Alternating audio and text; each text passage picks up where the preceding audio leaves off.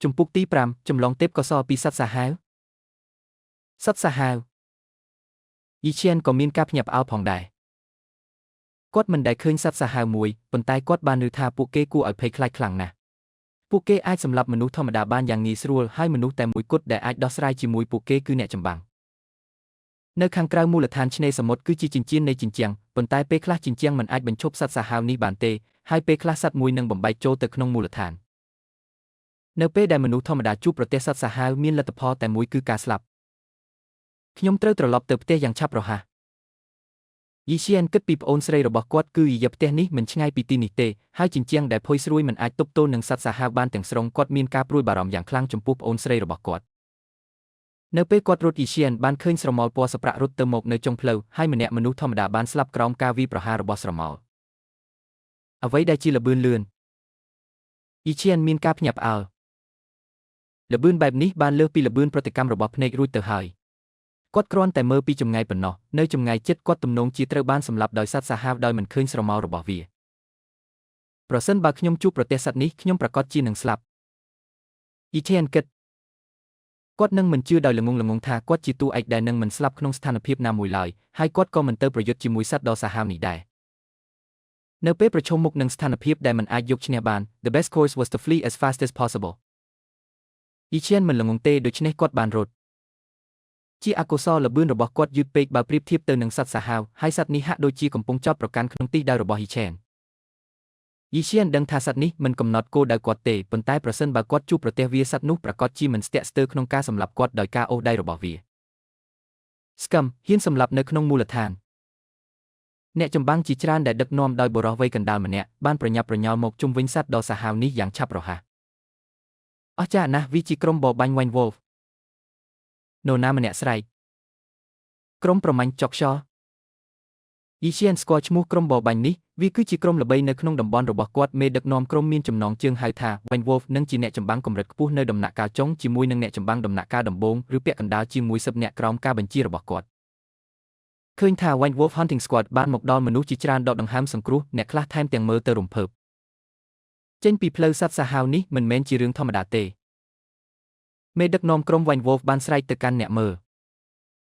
ជាមួយនឹងការស្រែកនេះពីមេដឹកនាំក្រុម White Wolf ទីបំផុតមនុស្សជាច្រើនបានដឹងថាការមើលការប្រយុទ្ធរវាងអ្នកចម្បាំងនិងសត្វសាហាវគឺមិនមានសុវត្ថិភាពទេប្រសិនបើពួកគេធ្វេសប្រហែសពួកគេអាចនឹងស្លាប់ដោយដៃរបស់សត្វនេះហើយសូម្បីតែអ្នកចម្បាំងប្រហែលជាមិនមានពេលជួយសង្គ្រោះពួកគេទេ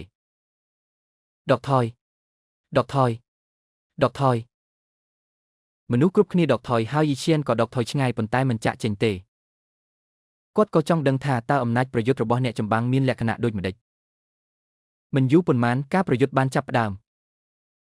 ដាវរបស់មេដឹកនាំក្រុម White Wolf បានវាយទៅលើសត្វសាហាវពន្លឺរបស់ដាវភ្លឺខ្លាំងនៅពេលយប់ជាក់ស្ដែងមានឥទ្ធិពលខ្លាំងណាស់បន្ទះធ្មេញនៅលើផ្លូវត្រូវបានកាត់ដោយសញ្ញាប្រវែង3ម៉ែត្រដោយដាវរបស់មេដឹកនាំក្រុមជាអកុសលល្បឿនរបស់សត្វនេះគឺលឿនពេកហើយវាបានគេចវេះការវាយប្រហារអ្វីដែលជាការវាយប្រហារដ៏មានឥទ្ធិពលសូម្បីតែបន្ទះផ្លូវត្រូវបានកាត់បើកប្រសិនបើវាត្រូវវាយប្រហារមនុស្សម្នាក់វាប្រហែលជានឹងបំបែកពួកគេជាពាក់កណ្ដាលភ្លាមតើនេះជាអំណាចរបស់អ្នកចម្បាំងមែនទេយីឈៀនច្រណែនខ្លះអ្នកចម្បាំងនៃ White Wolf Hunting Squad សុទ្ធតែបានដកអាវុធរបស់ពួកគេហើយចាប់ផ្ដើមប្រយុទ្ធប្រឆាំងនឹងសត្វសាហាវនេះប៉ុន្តែទឹកមុខរបស់ពួកគេធ្ងន់ធ្ងរភ្លាមនោះអ្នកចម្បាំងម្នាក់ត្រូវបានវាយប្រហារដោយសត្វសាហាវមួយបោះចោលនៅក្នុងការវាយប្រហារតែម្ដងហើយស្នាមឈាមត្រូវបានបន្សល់ទុកនៅលើទ្រូងរបស់គាត់ឈៀលបេការផ្សាយពាណិជ្ជកម្មដោយ Publisher ការផ្សាយពាណិជ្ជកម្ម Publisher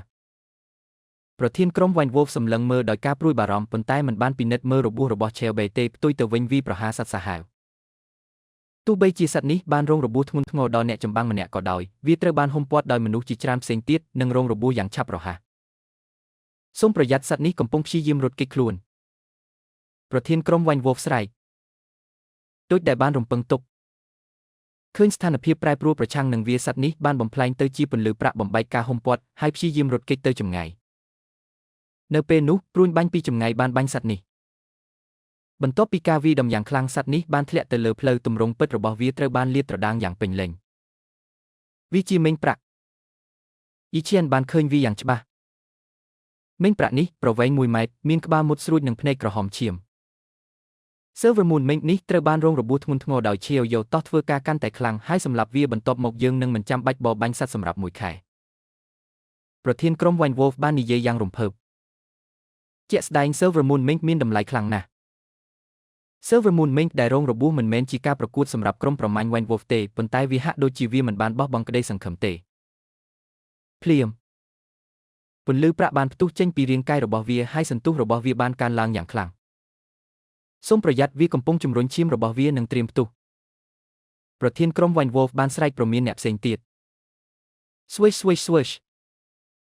អ្នកចម្បាំងបានថយក្រោយយ៉ាងឆាប់រហ័សខ្លាចពួកគេស្លាប់ជាមួយ Silver Moon Mink ប៉ុន្តែភ្លាមនោះ Mink បានចោទប្រកាន់ឆ្ពោះទៅរកហ្វូងមនុស្សមុខអ្នកចម្បាំងទាំងអស់បានផ្លាស់ប្ដូរពួកគេយល់ពីចេតនារបស់ Silver Moon Mink អ្នកទាំងអស់គ្នាបែកខ្ចាយប្រធានក្រុម Wine Wolf បានស្រែកទៅកាន់ហ្វូងមនុស្សនៅឆ្ងាយ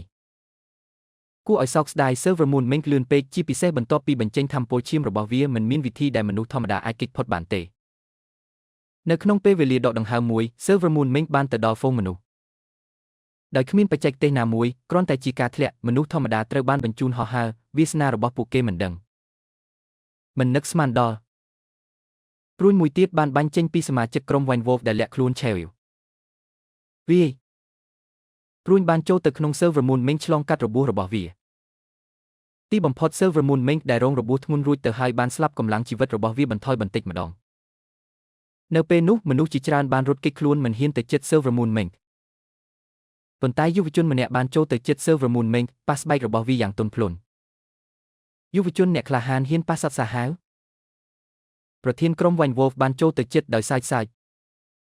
វាជាលើកដំបូងដែលខ្ញុំបានឃើញសត្វសាហាវមួយខ្ញុំមិនអាចជួយបានទេប៉ុន្តែប៉ះវាចេញពីការចង់ដឹងចង់ឃើញយុវជនបាននិយាយដោយឆ្គង